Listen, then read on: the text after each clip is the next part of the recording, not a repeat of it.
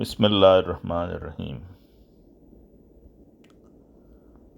جھیلوں اور پہاڑوں کی سرزمین، مکتوب سویڈن، مضمون آغا یحییٰ خان، مبلغ انچارج، سویڈن۔ سویڈن شمالی یورپ کا ایک ملک ہے جس کے اطراف میں زیادہ تر سمندر ہے۔ مغرب میں ناروے اور شمال مشرق میں فن لینڈ ہے۔ یہ سمندر پر ایک لمبے پل کی مدد سے ڈنمارک سے بھی ملا ہوا ہے۔ سویڈن کا رقبہ تقریباً 4,57,327 مربع کلومیٹر یعنی 1,76,738 مربع میل ہے۔ اسٹاک ہوم سویڈن کا دارالحکومت ہے۔ موسم۔ سویڈن شمالی جغرافیائی مقام پر واقع ہے، لہٰذا اس کا موسم معتدل سے شدید سردی تک تبدیل ہوتا ہے۔ یہاں 4 موسم پائے جاتے ہیں۔ سویڈن میں 9,500 سے زائد جھیلیں ہیں۔ یہ جھیلیں ملک کے طول و عرض پر پھیلی ہوئی ہیں۔ سویڈن کی قومی زبان سویڈش ہے جو کہ نارویجین اور ڈینش سے ملتی جلتی ہیں۔ سویڈن کی کرنسی کا نام کرونا ہے۔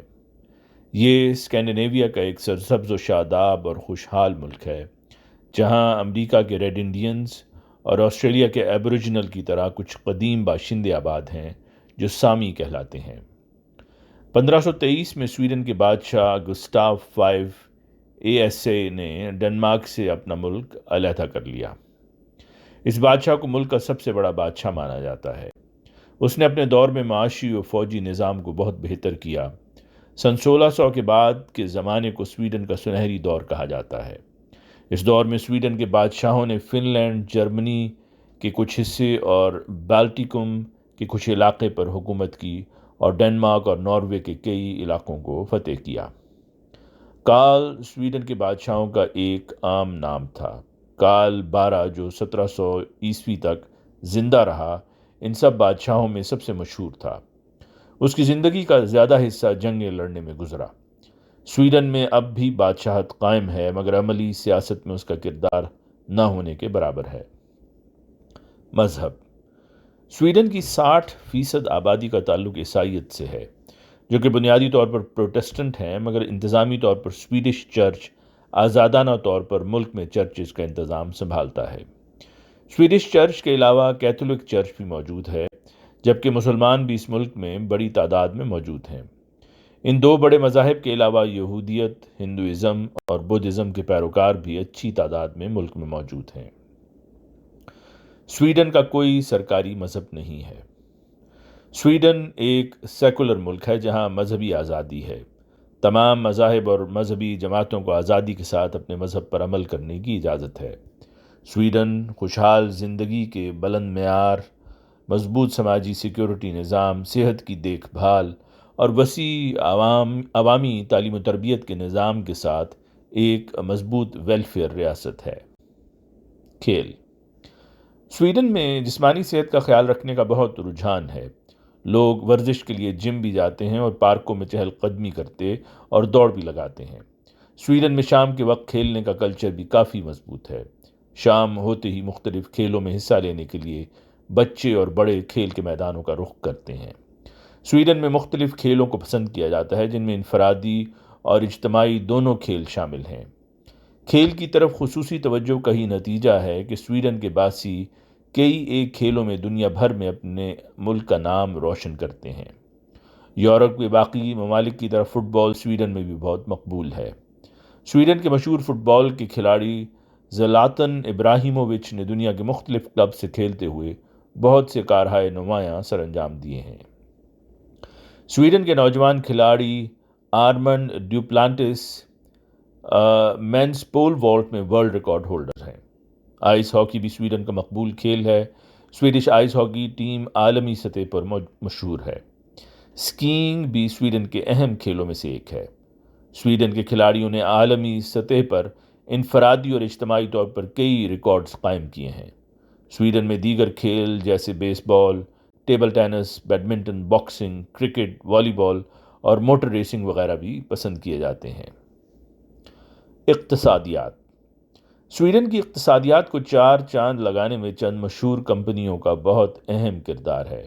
ان میں کمیونیکیشن کے میدان میں ایرکسن اور میڈیکل کے میدان میں ایسٹرازینیکا، لوکوموٹیو میں والوو ہے۔ اس طرح عالمی شہرت یافتہ بیرنگ بنانے کی کمپنی SKF بھی سویڈن میں ہی ہے۔ سویڈن میں جنگلات کی بہتات ہونے کی وجہ سے لکڑی اور کاغذ کی مصنوعات بھی سویڈن کا ایک خاص نام ہے۔ کاغذ کی مصنوعات میں بھی سویڈن کا ایک خاص نام ہے اور اس میدان میں سویڈن کی کمپنی آئیکیا ساری دنیا میں جانی جاتی ہے۔ جدید ٹیکنالوجی میں ترقی کرنے والے ممالک میں بھی سویڈن کا ایک خاص مقام ہے۔ سویڈن نے دنیا کو بہت سی جدید ٹیکنالوجیز فراہم کی ہیں۔ ان میں سے چند ایک یہ ہیں: اسپوٹیفائی، اسکائپ، کلانا pacemaker, life saving drones, 3 point seat belt, zip, Bluetooth, GPS، computer mouse. Nobel انعام۔ نوبیل انعام کا بانی الفریڈ نوبل تھا۔ الفریڈ سویڈن میں پیدا ہوا، لیکن اس نے اپنی زندگی کا بیشتر حصہ روس میں گزارا۔ ڈائنامائٹ الفریڈ نوبیل ہی نے ایجاد کیا۔ اس کے علاوہ متعدد دوسری ایجادات کا سہرا بھی اسی کے سر ہے۔ الفریڈ نوبیل موت سے قبل اس نے اپنی وصیت میں لکھ دیا تھا کہ اس کی یہ دولت ہر سال ایسے افراد یا اداروں کے انعام کے طور پر دی جائے جنہوں نے گزشتہ سال کے دوران میں طبیعیات، کیمیا، طب، ادب اور امن کے میدانوں میں کوئی کارنامہ انجام دیا ہو۔ نوبیل انعام کی پہلی تقریب الفریڈ کی 5ویں برسی کے دن یعنی 10 دسمبر 1901 عیسوی کو منعقد ہوئی تھی۔ تب سے تقریب ہر سال اسی تاریخ کو ہوتی ہے۔ ڈاکٹر عبدالسلام صاحب کا ذکر نوبیل انعام کے ذکر کے ساتھ نہ کیا جائے تو نامناسب ہوگا۔ الحمدللہ کہ ڈاکٹر صاحب پہلے مسلمان سائنسدان ہیں جنہوں نے نوبیل انعام سویڈن کے بادشاہ کے ہاتھوں وصول کیا۔ احمدیت کا آغاز۔ سیدنا حضرت مسلم موعود حضرت خلیفۃ المسیح الثانی رضی اللہ تعالیٰ عنہ جب سن 1955 میں یورپ کے دورہ کے موقع پر لندن تشریف لے گئے تو اس موقع پر مبلغین اسلام کی ایک کانفرنس منعقد ہوئی جس میں حضور نے بھی شمولیت فرمائی۔ اس کانفرنس کے آخری روز حضور رضی اللہ عنہ نے اسکینڈینیویا میں باقاعدہ مشن کھولنے کا ارشاد فرمایا۔ چنانچہ پاکستان واپسی پر حضرت خلیفۃ المسیح الثانی رضی اللہ عنہ اسکینڈینیویا کے ممالک کے لیے مکرم سید کمال یوسف صاحب کو انہوں نے سویڈن روانہ فرمایا۔ جون 1956 میں مکرم سید کمال یوسف صاحب مبلغ جرمنی مکرم چودھری عبداللطیف صاحب کی معیت میں گوٹنبرگ پہنچے اور پہلے مشن کا قیام عمل میں آیا۔ قرآن کریم جلانے کی مذموم حرکت۔ بدقسمتی سے سن 2020 کے اگست میں ایک بدبخت نے سویڈن میں قرآن پاک کے نسخہ کو جلا کر اپنی نفرت کا اظہار کیا، جس کے نتیجہ میں دیگر مسلمانوں نے بھی منفی رد عمل کا اظہار کیا۔ مگر اسی روز جماعت احمدیہ سویڈن کی مجالس عاملہ کو حضور انور اید اللہ تعالیٰ بنصر العزیز نے ازراہ شفقت پہلے سے مقرر کردہ وقت پر آن لائن ملاقات کا شرف بخشا۔ ملاقات کے آغاز میں ہی حضور انور نے تمام خدمت کرنے والوں کو ہدایت فرمائی کہ سویڈش لوگوں تک قرآن کی خوبیوں کو عملی اور علمی طور پر پہنچائیں تو اس قسم کے لوگوں کو اپنی نفرت کے اظہار کا موقع نہیں مل سکے گا۔ اس کے فوراً بعد جماعت احمدیہ سویڈن نے پورے ملک کے تمام بڑے شہروں میں شہر کی مصروف جگہوں میں سٹال لگانے کی ایک مہم شروع کی۔ پولیس اور شہر کی انتظامیہ سے اجازت کے بعد ایک ٹینٹ اور کاروان کے ذریعہ یہ مہم شروع کی گئی اور مقامی اور نیشنل میڈیا کو بھی ہر روز خبر بھیجی جاتی، جس کے نتیجہ میں نیشنل اور مقامی میڈیا کے ذریعے جماعتی اقدامات کو بہت پذیرائی ملی۔ اس وقت تک سویڈن کے 90 چھوٹے بڑے شہروں میں کامیاب سٹال لگائے جا چکے ہیں، جس کے نتیجہ میں سویڈن میں بھی بہت بڑی تعداد میں لوگوں کو اسلام کا بہت مثبت تعارف ہو چکا ہے۔ آواز مرزا عمران احسن۔